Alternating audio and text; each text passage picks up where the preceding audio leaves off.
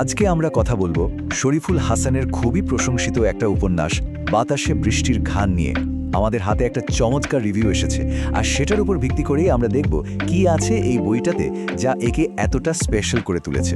চলুন তাহলে শুরু করা যাক। আচ্ছা, কখনো কি ভেবে দেখেছেন একজন মানুষ তার নিজের জীবনে ঠিক কতবার হারিয়ে যেতে পারে? এই যে প্রশ্নটা, এটাই কিন্তু বাতাসে বৃষ্টির ঘ্রাণ উপন্যাসের একেবারে মূল কথা। এটা শুধু একটা গভীর প্রশ্নই না, এটা আসলে গল্পের যে প্রধান চরিত্র তার পুরো জীবনের একটা ছবি। আর এখান থেকেই কিন্তু গল্পের রহস্যটা দালা বাঁধতে শুরু করে। তো এই উপন্যাসের আসল চালিকা শক্তি হলো এর রহস্যগুলো। একটা পরিচয়হীন মানুষ আর তাকে ঘিরে থাকা অমীমাংসিত সব প্রশ্ন।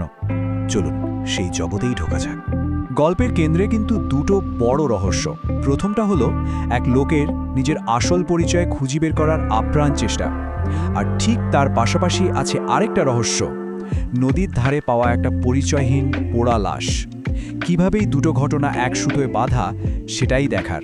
ভাবুন তো, একজন মানুষ কিন্তু তার পরিচয় তিনটা। গল্পের যে কেন্দ্রীয় চরিত্র সে ঠিক এমনই। প্রথমে সে পিন্টু, ৭১-এর যুদ্ধের সময়কার এক শিশু শরণার্থী। তারপর সে হয়ে যায় অ্যালবার্ট পিন্টো, মানে চার্চে ভরা হওয়া এক অনাথ। আর শেষে সে গৌরহরি সাহা, যে বাংলাদেশে নতুন করে সব কিছু শুরু করতে চায়। এই যে তিনটা আলাদা পরিচয়, এটাই তার ভেতরে যে বিশাল এক দ্বন্দ্ব সেটাকে দারুণভাবে তুলে ধরে।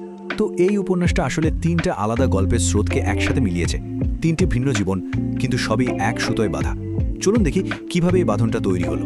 প্রথম গল্পটা হলো গৌরহরির, মানে তার নিজেকে খুঁজে ফেরার গল্প। শরণার্থী ক্যাম্প থেকে চার্চ, আবার সেখান থেকে বাংলাদেশে ফেরা। তার পুরো জীবনটাই যেন নিজের শিকড় খোঁজার একটা লম্বা সফর। সারা জীবন ধরে শুধু এক জায়গা থেকে আরেক জায়গায় ভেসে বেড়ানো। এরপর দ্বিতীয় যে গল্পটা, সেটা হলো পুরবীর। পুরবীর স্বপ্ন ডাক্তার হওয়া, কিন্তু কৈশোরের যে টালমাটাল সময় তার মধ্যে দিয়ে যেতে হয় তাকে। আর ঠিক তখনই সেলিম খান নামের একজন তার জীবনে একটা বিপজ্জনক ছায়া হয়ে আসে। আর ৩ নম্বর গল্পটা হলো একটা পুলিশি তদন্তের। সেই যে পোড়া লাশটার কথা বললাম, ওটা নিয়েই। লাশের পকেটে পাওয়া যায় শুধু একটা ছোট্ট চিরকুট। ওসি আমিন উদ্দিন রিটায়ার করার ঠিক আগে কেসটা দিয়ে যান তার পরের অফিসার আবু জামশেদকে। আর জামশেদ তদন্ত শুরু করে এমন একটা পুরনো, প্রায় ভুলে যাওয়া কেসের সাথে লিঙ্ক খুঁজে পায়, যা সব কিছুকে আরও জটিল করে তোলে। তো গল্পটা তো দারুণ ইন্টারেস্টিং, তাই না? কিন্তু শুধু গল্পই না, যেভাবে গল্পটা বলা হয়েছে সেটাও অসাধারণ। রিভিউতে লেখক শরীফুল হাসানের লেখার ধরনের কিন্তু প্রচুর প্রশংসা করা হয়েছে, আর সবচেয়ে বেশি প্রশংসা করা হয়েছে সময়কে নিয়ে তার কারুকাজের। উপন্যাসের টাইমলাইনটা কিন্তু সোজা সাপটা না। লেখক দারুণভাবে বিভিন্ন সময়কে একটার সাথে আরেকটা গেছেছেন। দেখুন, গল্পটা শুরু হচ্ছে ১৯৭৫ সালে, কিন্তু সেখান থেকে বারবার অতীতে, মানে ৭১-এর মুক্তিযুদ্ধে ফিরে যাচ্ছে। আবার গল্পে এগিয়ে যাচ্ছে ১৯৯০ আর ৯৫ সালেও, আর সবশেষে ১৯৯৮ সালে এসে এই সব আলাদা আলাদা সময়ের গল্পগুলো এক বিন্দুতে মিলে যাচ্ছে। দারুণ একটা ব্যাপার। রিভিউতে ঠিক এই কথাটাই বলা হয়েছে, কোট করছি, বিভিন্ন টাইমলাইনে গল্প এগুলেও সব কিছুকে লেখক খুব সাবলীলভাবে এক সুতোয় বেঁধেছেন। এই যে সময়কে নিয়ে ভাঙা গড়ার খেলা, এটাই বইটাকে এতটা আকর্ষণীয় করে তুলেছে। তবে বইটা কিন্তু শুধু একটা রহস্য গল্প না, এটাকে বলতে পারেন একটা নির্দিষ্ট সময়ের সামাজিক দলিল। চলুন দেখি কিভাবে চরিত্রগুলোর মধ্য দিয়ে সেই সময়কার সমাজটা ফুটে উঠেছে। রিভিউতে বলা হচ্ছে এই উপন্যাসটা ১৯৭৫ থেকে ১৯৯৮ এই সময়টার বাংলাদেশকে একেবারে জীবন্ত করে তুলেছে। তখনকার রাজনৈতিক অস্থিরতা কিংবা যুদ্ধের পর মানুষের মনে যে ক্ষতটা রয়ে গিয়েছিল, এই সব কিছুই খুব স্পষ্টভাবে উঠে এসছে গল্পে। লেখকের লেখার স্টাইল নিয়ে রিভিউয়ার কিন্তু খুবই ইমপ্রেসড। বিশেষ করে উনি প্রশংসা করেছেন বর্ণনার। এমনভাবে বর্ণনা করা যেন চোখের সামনে পুরো দৃশ্যটা সিনেমার মতো ভেসে উঠছে, আর প্রত্যেকটা চরিত্রকে খুব যত্ন নিয়ে গড়া হয়েছে।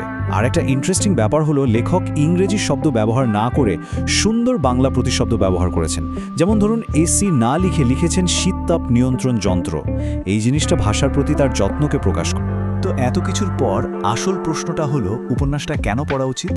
এর উত্তরটা পাওয়া যাবে রিভিউয়ারের একদম শেষ কথায়, তার ব্যক্তিগত অনুভূতিতে। এই একটা কথাই হয়তো বইটা সম্পর্কে সব বলে দেয়। রিভিউয়ার লিখেছেন, উপন্যাসটির শেষে কেমন যেন ঘোরের মধ্যে ছিলাম। অনেক দিন পর তৃপ্তি নিয়ে একটি বই শেষ করলাম।